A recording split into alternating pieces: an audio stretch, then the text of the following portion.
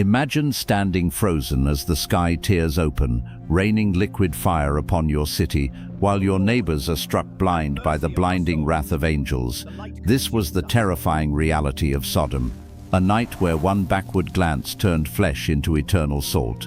But how does a tragedy of such destruction link to King Solomon, the wisest and wealthiest man in history, who traded divine favor for the dark allure of foreign idols and empty pleasure? Today on Bible and Prophecy, we peel back the layers of history to reveal the chilling moment when God's patience ran out, transforming thriving cities into ash and a glorious empire into a divided ruin. Before we step into this storm of judgment and uncover the secrets that could save your soul, please hit that like button, share this video, and subscribe to Bible and Prophecy to join our journey through truth. Brace yourself, because we are walking straight into the fire where angels draw swords, kings fall from grace, and the only way to survive is to never look back. Welcome to the witness of the Bible. The alleyways of Sodom were not merely dark, they were alive with a suffocating predatory heat that seemed to sweat from the very stones of the city, carrying the stench of stale wine, unwashed bodies, and the cloying heavy perfume of vice that hung in the air like a poisonous fog. I walked quickly, keeping my head low and my shoulders hunched, trying to carve a path through the shadows to meet a man I knew, but the city would not let me pass unnoticed as a woman's voice, dripping with a practiced and dangerous seduction, called out from a darkened doorway, "Hey handsome, want some fun?" And though her smile was meant to lure, it barely concealed the desperation and decay rotting beneath the surface of this place where pleasure reigned supreme, while the poor were left to rot in the gutters, invisible and unmourned. I didn't slow down, my heart pounding a rhythm of refusal against my ribs, ignoring her taunt that I didn't like women, and her perverse offer to serve me in ways they couldn't, until finally, the wooden sign of the tavern came into view, offering a temporary sanctuary from the madness outside. I stepped inside, greeted by air thick with steam and the scent of baking bread, masking the acrid smell of sweat, and there he was, sitting alone at a worn wooden table, a figure of solitude amidst the chaos, his hood pulled low to hide a face that carried the weight of divine revelation. I approached without a word and sat across from him until he pulled back his hood, revealing a face I hadn't seen in years, a face etched with grave concern and lined with the burden of prophecy. Uncle Abraham, who leaned in and whispered with an intensity that chilled my blood, "Hear me, Lot. You must leave Sodom immediately because a disaster is coming." As he spoke, the violence of the city punctuated his warning with the sharp cracking sound of two men wrestling brutally in the corner, blood spilling onto the floor while patrons stepped over them, too numb to care, a living testament to a city rotting from the inside out. Abraham's eyes grew distant, filled with a terror that belonged to another world, as he recounted the memory of talking with God himself just a week prior, describing the moment the darkness shifted and the Creator approached, causing Abraham to bow low with a trembling heart before the terrifying declaration that the outcry against Sodom was great and destruction was imminent. I listened in paralyzed silence as he relived the desperate negotiation with the Almighty, asking if the righteous judge would indeed sweep away the innocent with the wicked, pleading for the city's survival. If 50 righteous souls could be found, then bargaining down to 45, then 40, 30, 20, and finally 10, with the Lord promising each time that for the sake of the few, he would not destroy the many. I exhaled long and low, my eyes closing as the weight of his next words hung in the air like a guillotine blade. For when I asked the question that would seal my fate, "How many righteous people did you find?" the silence fell like a stone before he whispered the crushing truth. 4, only a family.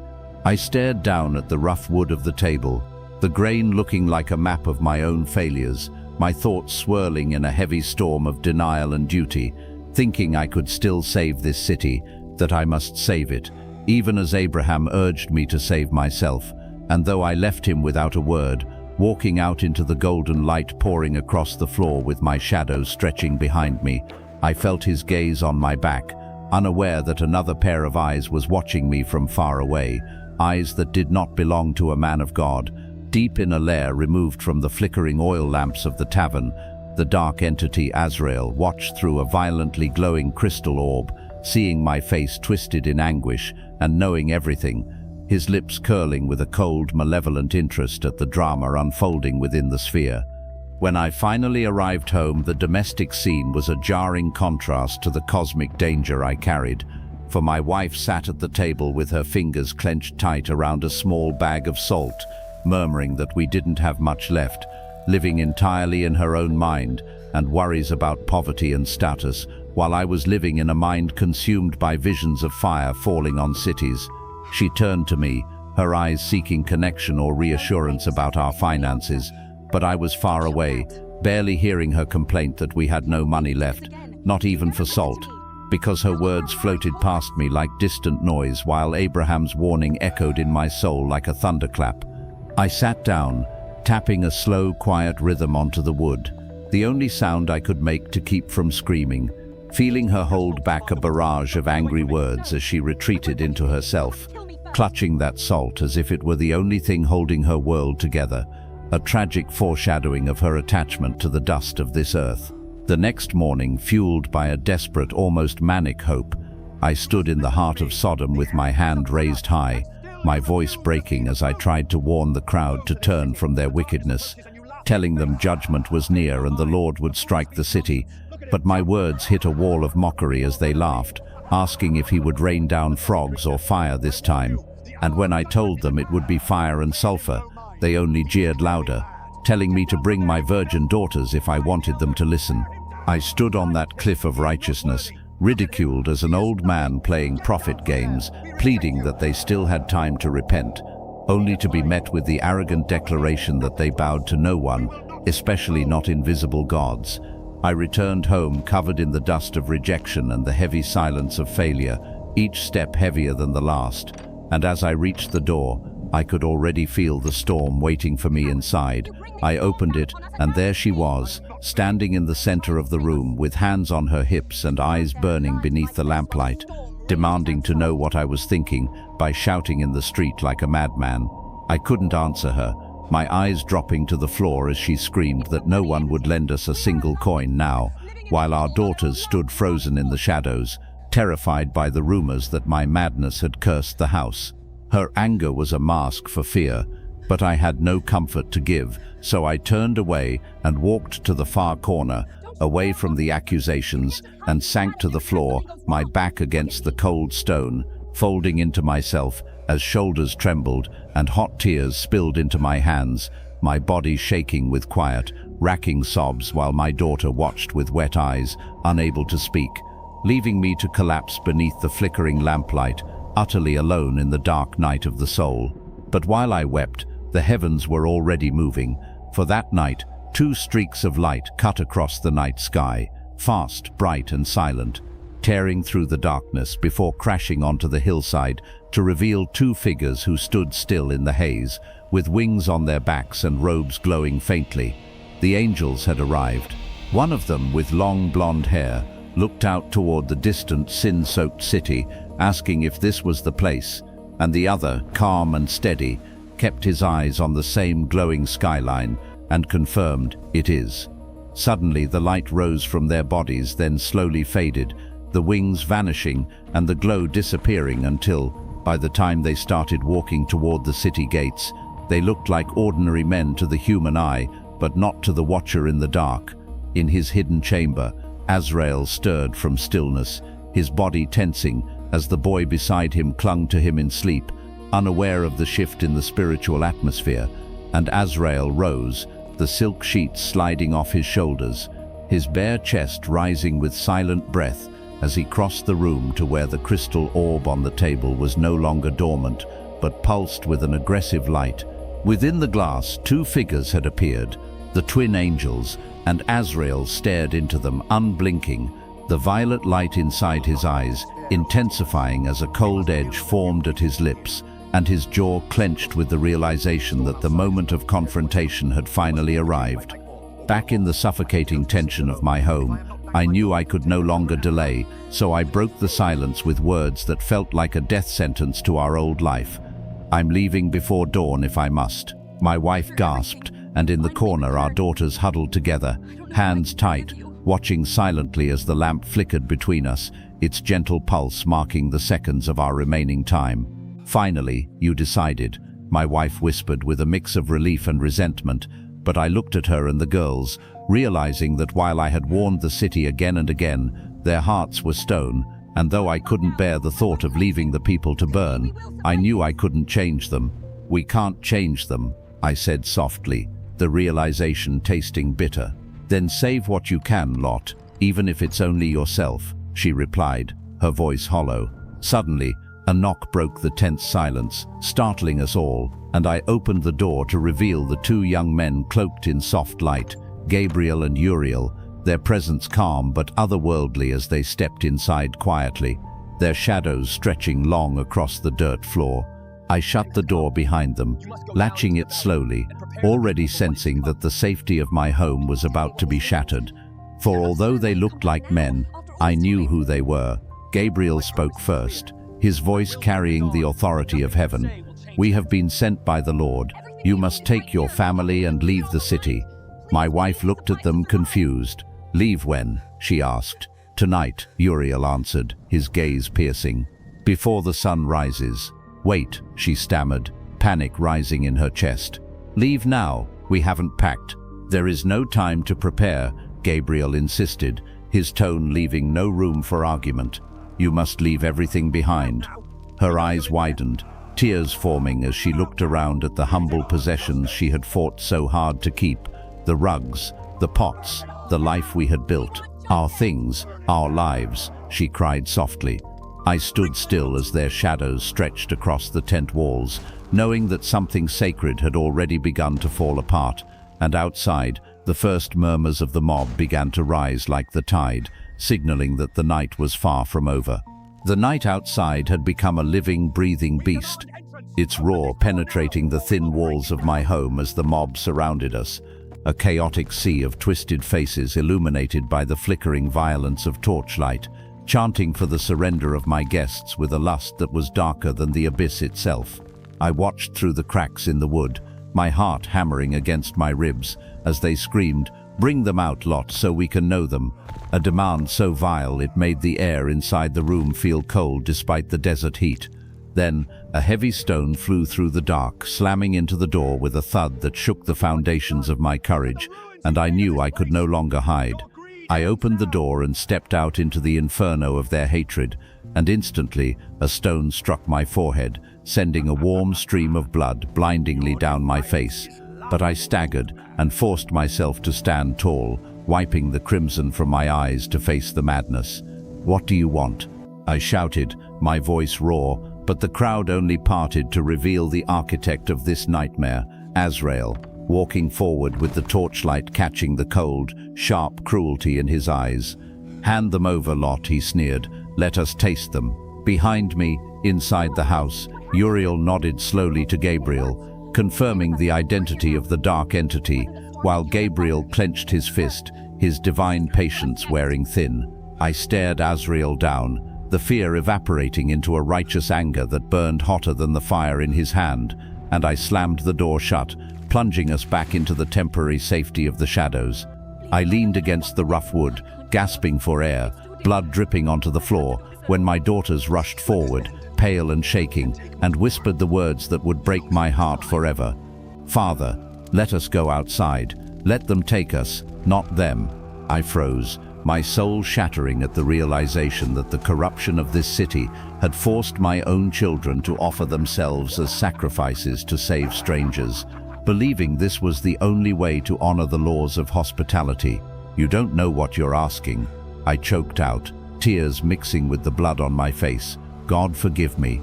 In a moment of absolute desperation, I opened the door again, the heat hitting me like a physical blow, and offered my daughters to the mob, hoping to shame them, hoping for a spark of humanity. But the crowd only erupted in laughter, slapping their thighs and mocking my righteousness with lewd jokes about which one they would try first. It was then that the patience of heaven ran out. Azrael's smile vanished, his eyes turning to ice as he realized the game had changed, for Gabriel stepped into the yard, no longer a man but a warrior of light, walking straight through the smoke. Uriel followed, and in an instant, their disguises melted away. Wings flared out like curtains of fire, robes turned to blinding white flame, and they stood revealed as beings made of pure heaven. The men of the city screamed, clawing at their faces as the divine radiance struck them blind, their lust turning to terror in a heartbeat. But Azrael stood his ground, unaffected by the light but cornered by destiny. "You traitor," Gabriel thundered, his voice shaking the ground. "This is where I belong now," Azrael retorted, stepping forward with arrogance, claiming he brought freedom to the city. But Gabriel cut him down with truth. "You enslaved them to lust and wrath, and now your time is ending." The battle was swift and terrifying. Azrael lunged, but Gabriel deflected the blow while Uriel struck from the side, shattering the dark entity's shoulder with a burst of holy fire before Gabriel released a surge of light from his palm that swallowed Azrael whole, his scream echoing into nothingness as he was unmade by the power he had mocked. The light faded, leaving the blinded mob moaning in the dust, and Gabriel turned to me with an urgency that left no room for hesitation. "We go now," he commanded. Uriel didn't wait. He grabbed my wife by the wrist, pulling her from her paralysis, while Gabriel yanked me toward the doorway, my legs moving before my mind could process that we were running for our lives. My daughters stumbled behind us, clutching each other's hands as if letting go would mean death, and we ran out into the night across the ridge of sand, fleeing the only home we had ever known. If you are watching this and feeling the intensity of this escape, understanding that there are moments in life where you must run from darkness without looking back, please take a second to subscribe to Bible and Prophecy, like this video, and share it with others who need to hear this message of deliverance. We moved in a line like shadows, the six of us, the city shrinking behind us, each step forward feeling heavier than the last, as the spiritual gravity of the place tried to pull us back. Then the sky broke. A single line of fire split the dark, followed by another and another, until the heavens themselves seemed to bleed liquid flame. I didn't need to look back to know what was happening. The sound reached me before the meaning did, a low, earth-shattering rumble that silenced the screams of the wicked. Judgment does not aim, it falls. The ground shook as the cities of the plain were erased from the map, the fire finding flesh, the death turning voices to silence. We ran, lungs burning, legs screaming, but the hardest part was not the physical exertion, it was the command, "Do not look back." But my wife, she was physically moving away from Sodom, but her heart was still anchored in its streets, clinging to the life, the status, the identity she had built there. "Mother, no!" my daughter screamed, but it was too late. She turned. In that split second of disobedience, of longing for the past, the judgment overtook her, and she was frozen in time, transformed into a pillar of salt, a monument to a divided heart. I didn't even get to hold her. I wiped my tears, but they kept coming, blurring the path ahead as we scrambled into a cave, the only sanctuary left in a world on fire. When I finally stopped and looked up, the reality crushed me. She was gone. The cities were gone. The people were gone. I lay down on the cold stone, drained, my arm falling beside me, feeling hollowed out by grief. I closed my eyes, but the image of her turning back burned behind my eyelids. My daughters sat nearby in the darkness, silent, traumatized and alone. We had survived the fire, but as the smoke drifted into our cave, I realized that surviving the judgment is only half the battle. The true struggle is living with the ghosts of what we left behind. The silence inside the cave was far more terrifying than the roar of the fire that had consumed the cities behind us, a heavy, suffocating stillness that pressed against the walls of our sanctuary and amplified the chaotic beating of my own heart. For I could not bring myself to look at them, nor could I speak the name of the woman who was now nothing more than a pillar of salt, standing vigil over a dead valley. My daughters sat in the shadows, their voices trembling with a logic born of absolute despair, whispering that everything was gone, that the cities and the people had been wiped from the face of the earth, and that we were the last remnants of humanity left to wander a broken world. If we do nothing, there will be no more people, they reasoned, their fear twisting into a desperate plan to do what was necessary, a plan that would stain our lineage forever, while I overcome by grief and the numbing warmth of wine, drifted into a darkness where I was drunk and unconscious when the unthinkable began. I knew nothing of the night's events, asleep in a stupor while boundaries were crossed and the unforgivable was committed, unaware that I was being used by my own daughters to preserve a seed that should perhaps have ended with the fire. When I awoke to the dawn, the weight of what had happened settled upon me not as a memory, but as a haunting realization, leaving me to wonder if this violation was the karma for the sins of silence I had committed while living comfortably in the shadow of Sodom's gates. A question that would remain unanswered as I sat with my back to the burning horizon, a man who had been saved from the fire only to lose himself in the dark. But if the story of Lot teaches us that a righteous man can lose everything by lingering too close to the flames, history offers us another mirror in the form of a king who had everything to lose. Welcome to Bible and Prophecy, where we uncover the rise and fall of King Solomon, the wisest man who ever lived, yet whose life ended in a tragic paradox of regret. Imagine a ruler who held the world in the palm of his hand, a man blessed with divine intellect, wealth beyond the wildest dreams of avarice, and power that made empires tremble, only to lose sight of the very foundation that held his throne aloft. Solomon's journey did not begin with hubris, it began with a humility that moved the heart of God. For when he ascended to the throne of his father David, the young king felt the crushing weight of the crown, and in a dream at Gibeon, when the Creator offered him anything his heart desired, Solomon did not ask for the heads of his enemies, nor for long life, nor for mountains of gold. Instead, in a moment of profound spiritual clarity recorded in 1 Kings 3:9, he prayed, "Give your servant an understanding heart to judge your people, that I may discern between good and evil," a request that pleased the Lord so deeply that he granted Solomon not only a mind sharp enough to unlock the secrets of the universe, but also the riches and honor he had not sought. The world soon witnessed this divine gift in action when two desperate women stood before him, both claiming to be the mother of the same living infant, a case that would have stumped the greatest judges of the age. Yet with a flash of insight that cut through the lies, Solomon proposed to divide the child in two, revealing the true mother's heart through her willingness to sacrifice her claim to save her son's life. Israel stood in awe, realizing that the wisdom of God was within him, a wisdom that expanded beyond the courtroom to encompass the mysteries of nature, philosophy, and the arts. As he penned 3,000 proverbs and over 1,000 songs, his mind as vast and measurable as the sand on the seashore. His fame crossed deserts and oceans, drawing the legendary Queen of Sheba to his court with camels laden with spices and gold, intending to test him with hard questions, only to leave breathless and confessing that the half had not been told to her, for his wisdom and prosperity far exceeded the reports.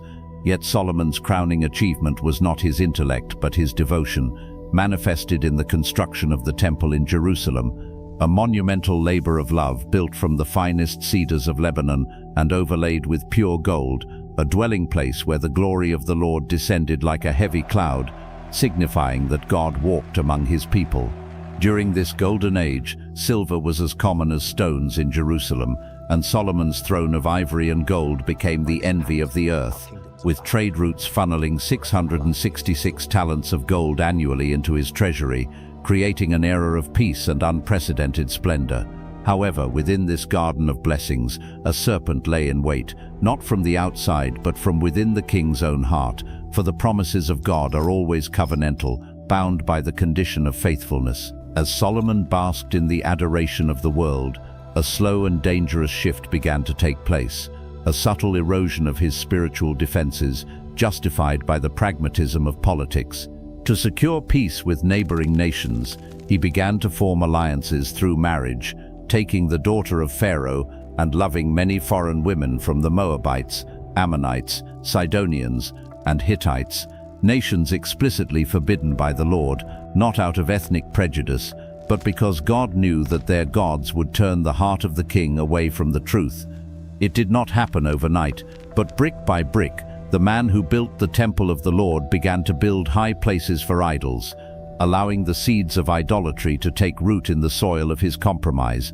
proving that even the wisest man is not immune to the folly of sin when he ceases to guard his heart. The tragedy of Solomon was not that he lacked wisdom, but that he allowed his heart to be slowly, almost imperceptibly, untethered from the source of that wisdom, beginning with the divine warning against intermarriage that he chose to ignore in favor of political expediency and forbidden romance. The commandment was clear: you must not intermarry with them because they will surely turn your hearts after their gods.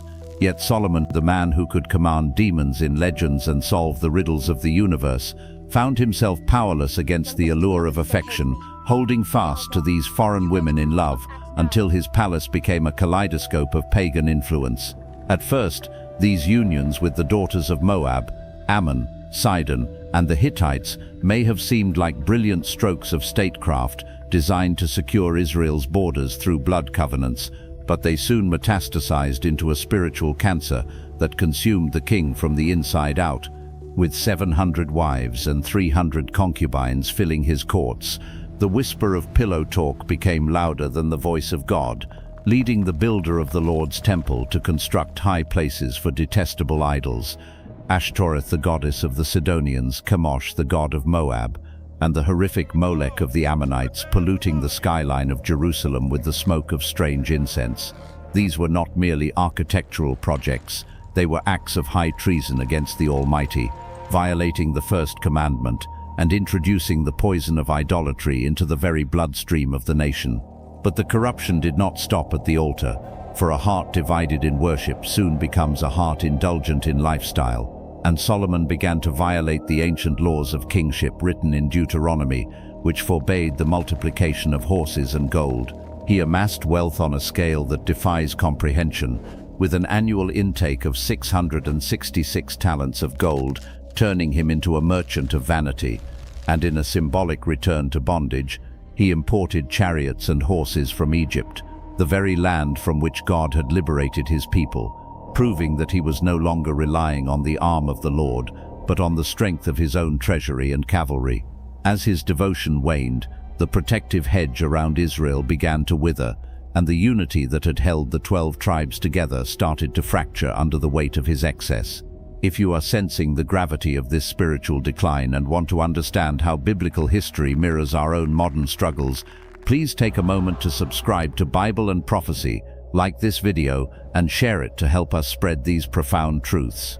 The decline of Solomon was not a sudden cliff, but a slow, seductive slope, a battle lost within the quiet chambers of his own mind, where pride began to eclipse humility. He had built the temple and expanded the empire, but somewhere amidst the applause of visiting dignitaries, he began to believe the myth of his own greatness, forgetting that he was merely a steward of God's throne. The man who penned the proverb, "Pride goes before destruction," allowed that very pride to take root, justifying his compromises as the necessary burdens of a cosmopolitan ruler who needed to be inclusive of his wives' cultures, unaware that faith does not erode in a single moment, but weakens with each small concession.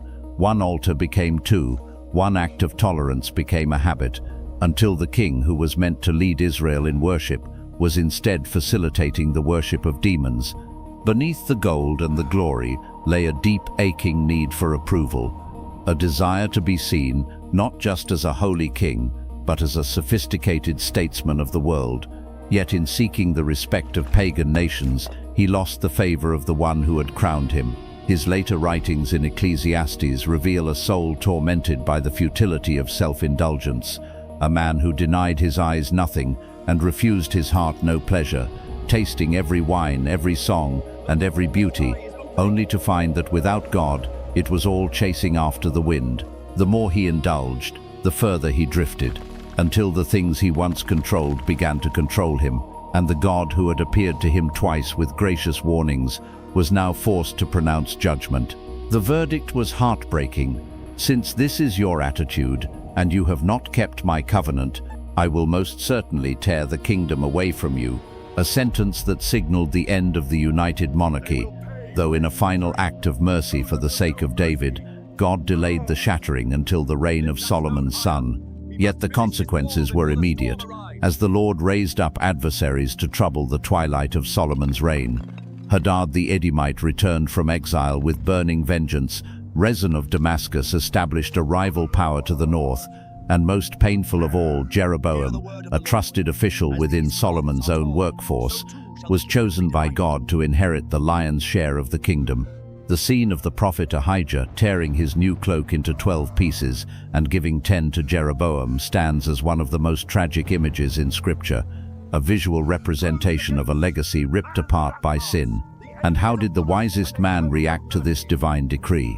Not with repentance, not with sackcloth and ashes as his father David would have done, but with murder in his heart, attempting to kill Jeroboam to thwart the will of God, a final, desperate proof that the man who had once asked for an understanding heart had now become a tyrant fighting against heaven itself, leaving us with the sobering question of whether we too are allowing small compromises to build a fortress of regret that will one day tear our own lives apart. The desperate attempt to kill Jeroboam was the final tragic flailing of a man who had forgotten that kingdoms are given by God, not held by human grip. For the judgment of the Lord was already set in motion like a tidal wave that no earthly breakwater could withstand, making Solomon's story a haunting monument to the truth that no amount of accumulated wisdom, vast wealth, or absolute power can ever substitute for a simple, faithful heart. It is a profound irony that the very man who had once penned the immortal words, "Trust in the Lord with all your heart and lean not on your own understanding," had spent the latter half of his life doing the exact opposite, leaning entirely on his own political strategies and the fleeting comforts of his harem until the spiritual foundation of his life crumbled beneath him.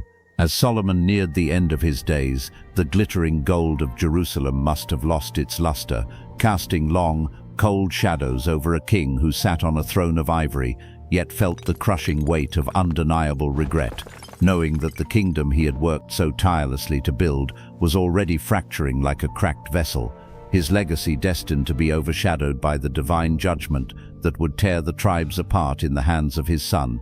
In those final, quiet moments of isolation, stripped of the adoration of crowds and the distraction of state affairs, Solomon was forced to confront the reflection in the mirror, not the legendary monarch the world envied, but a man who had drifted so far from his divine purpose that he was now a stranger to the God of his youth. The tragedy of his end lies in the stark contrast between his glorious beginning, where he knelt in humility asking for wisdom, and his bitter conclusion, where he stood amidst the ruins of his own spiritual compromise, realizing that the grandeur of his palace, the overflowing treasures of his vaults, and the intellectual feats that had stunned the nations could not silence the hollow echo in his soul. It was in this valley of shadow that the Spirit of God perhaps granted him one last flash of true clarity, leading him to pick up the quill to write the book of Ecclesiastes, a confession of a soul that had tasted every pleasure under the sun, only to find them tasting of ash, meaningless. He cried out to the generations to come, a warning shot fired across the bow of history, admitting that he had denied himself nothing his eyes desired and refused his heart no pleasure. Yet when he surveyed all that his hands had done and what he had toiled to achieve, he saw that it was all a chasing after the wind, a fleeting vapor that vanishes with the morning mist. He understood, perhaps too late to save his kingdom but just in time to save his soul, that true fulfillment had never been in the expansion of borders or the accumulation of wives, but in the quiet, steadfast walk with the Creator. His final conclusion, penned with the trembling hand of a dying king, stands as the ultimate verdict on human existence. Fear God and keep His commandments, for this is the duty of all mankind. A stark, simple acknowledgement that when the applause fades and the gold tarnishes, a life devoted to God is the only investment that yields eternal returns. As his breath left him and he slept with his fathers, he left behind a fractured nation and a son, Rehoboam, who would inherit a throne on the brink of collapse, proving that the consequences of our secret sins often fall most heavily on those we love the most. Solomon had everything the world tells us to want, yet in the divine accounting, his life serves as a sobering reminder that even the greatest minds can lose their way if pride is allowed to erode faith. We must ask ourselves, as we look at the trajectory of our own lives, Are we making the same mistakes, chasing after the wind of career, approval, or material success, while our spiritual foundation rots away? Are we building monuments to ourselves that will crumble in a generation, or are we building a legacy of faithfulness that will stand for eternity? Let the story of Solomon be more than just history to you. Let it be a mirror. If you have felt the drift in your own heart, or if you are realizing that you have been leaning on your own understanding, know that it is not too late to return to the simple fear of the Lord. Thank you for walking this journey through history with us. If this story of triumph and tragedy resonated with your soul, or if it made you reflect on your own walk with God, please share your thoughts in the comments below, and do not forget to like this video and subscribe to Bible and Prophecy, hitting the notification bell, so that together we can continue to uncover the timeless wisdom of Scripture, because in the end it is not what we build that defines us, but who we worship.